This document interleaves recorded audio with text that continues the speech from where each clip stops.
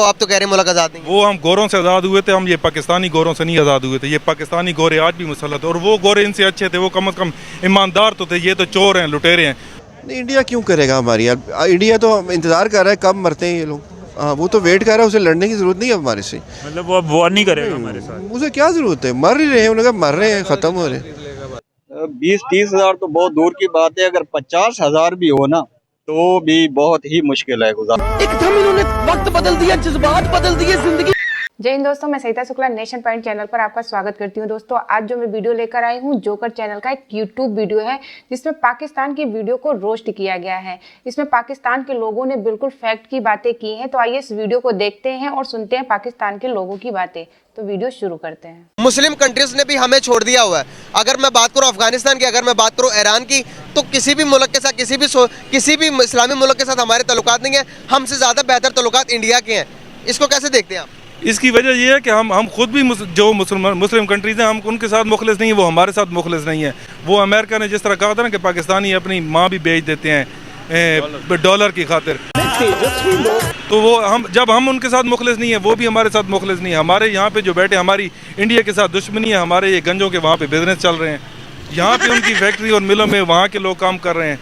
तो sir, vote लेना हो तो हम कश्मीर की बात कर लेते हैं, लेकिन ओरिजिनल में हमने आज तक कश्मीर के लिए क्या किया? कि बात ही करनी होती है ना, मतलब यही जाके एहतजाज ही करना होता है ना, और क्या करना होता है। और एक गरीब मुल्क कर क्या सकता है, बेकारी मुल्क। मुसलमानों के साथ ज्यादती की आपने बात की, तो बताइएगा कि ज्यादती कौन से मुल्क में हो रही है? एक मुल्क में जहाँ पर 150 रुपए का आटा मिल रहा हो, एक मुल्क में जहाँ पर 35 रुपए का, 25 रुपए का किलो आटा दे रहे हो, आपके हिसाब से ज्यादती किसके साथ हो रही है?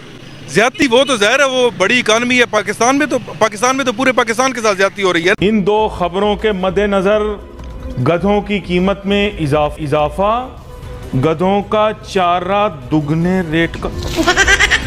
ये क्या हो रहा है? अच्छा, आगे पेट्रोल इतना महंगा हो जाएगा कि वैसे कीमत बढ़नी तो नहीं चाहिए। अगर तलब और रसद पे हो तो पाकिस्तान में गधों और कुत्तों की कोई कमी तो नहीं है। ये दो आइटम जो हैं कभी भी कम नहीं होता। जानवर की बात कर, जानवर की बात कर रहा हूं कि कभी जो है कमी नहीं होगी। पता नहीं फिर भी यार हमारे मुल्क को कौम के अंदर गधे और कुत्तों के खिलाफ खास नफरत क्यों है?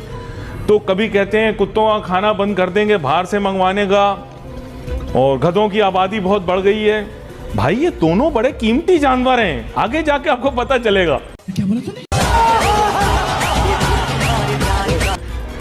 मैंने अपने लिए तो चिंटू से गधा मंगवाया था, चिंटू अपने लिए कुत्ता खरीद कर ले आया। कह रहा अली भाई आप गधे पे बैठ जाएंगे, मैं तो इसको भी चला लूंगा। नहीं, ये मजे का खेस बात ही नहीं है। नो, आप इससे गलत ना समझिएगा।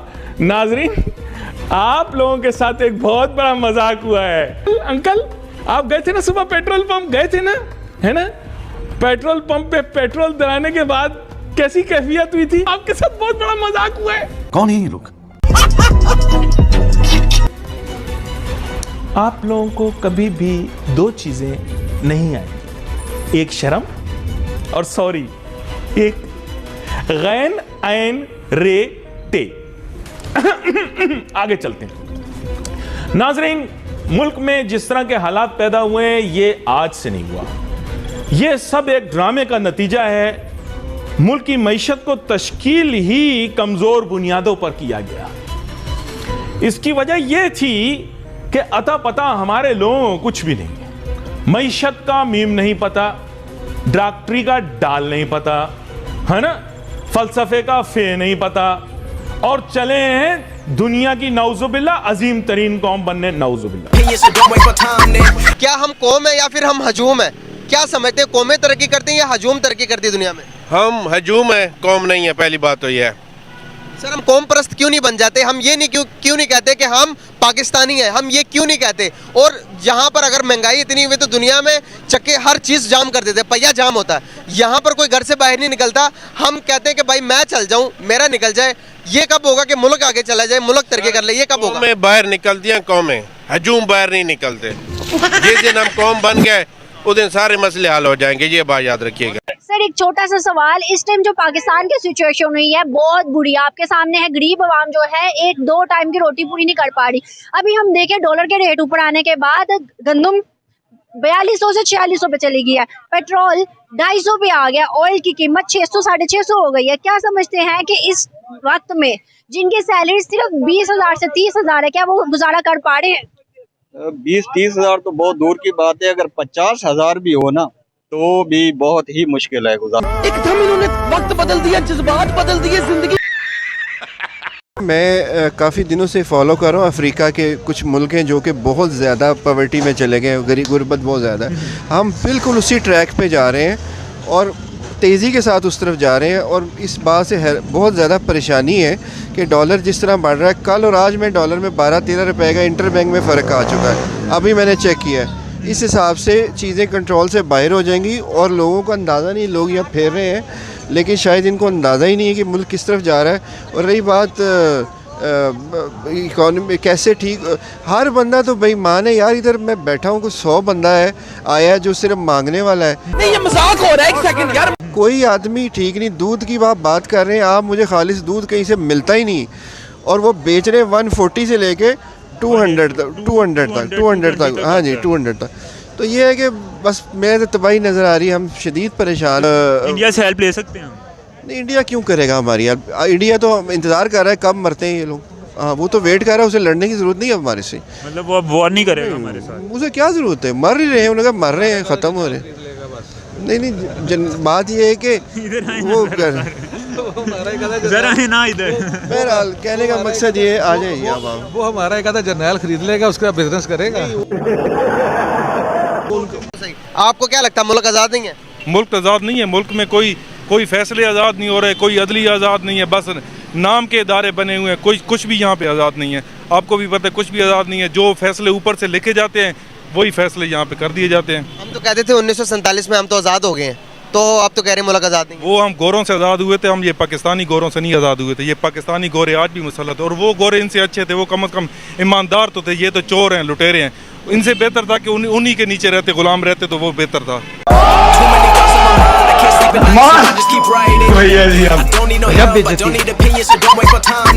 यूएई ने एक स्टेटमेंट दिया। यूएई और सऊदी अरेबिया दोनों ने कहा कि पाकिस्तान कश्मीर को छोड़ दो। अब पाकिस्तान के प्राइम मिनिस्टर यूएई जाकर कहते हैं कि इंडिया के साथ 3 जंगें की और तीनों जंगों में हमने नुकसान उठाया।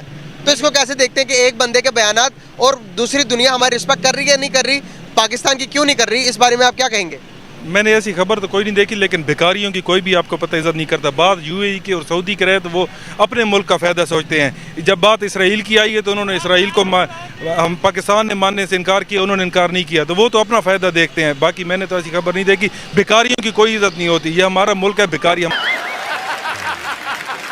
मेरी बात सुने। इंटरनेशनल मीडिया अगर हम देखें ना, एक मुल्क उठ के आज हमारी जो है बदनामी पे लगा हुआ है और यही कह रहा है कि पाकिस्तान जो है इंडिया से जब अलग हुआ, बरसगीर में आजादी के लिए अलग हुआ, डेवलपमेंट के लिए अलग हुआ, लेकिन आज देखो डिफॉल्ट हो रहा है। क्या समझते हैं कि हम इंडिया से अलग हुए थे, क्या हमने अपना मिशन पूरा किया है, क्या हम डेवलप हो पाए? नहीं, हरगिज़ नहीं। आज़ादी जो कायदे आज़म ने हमें दी थी, वो आज़ादी ये थी कि हम अपनी जिंदगियों को आज़ादी से गुजार सकें, अपने विजन के मुताबिक, अपने मजहब के मुताबिक इस मुल्क में चल सकें। कारोबारी आज़ादी हो, मुआशी आज़ादी हो और हर किस्म की रिलीजियस आज़ादी हो। लेकिन पाकिस्तान के अंदर सियासतदानों ने पाकिस्तान का बेड़ा गर्क करके रख दिया। आज़ादी मिल रही है? जी सब बिल्कुल नहीं, बिल्कुल आज़ादी नहीं। आज़ादी नहीं मिली, हम आज़ाद नहीं है, हम आज़ाद कौन। दोस्तों आपने वीडियो देखा कि पाकिस्तान में डॉलर की भी कीमत बढ़ गई है, जिस वजह से पहले ही इतनी ज़्यादा महंगाई थी और अब इतनी ज़्यादा महंगाई हो गई है कि लोग,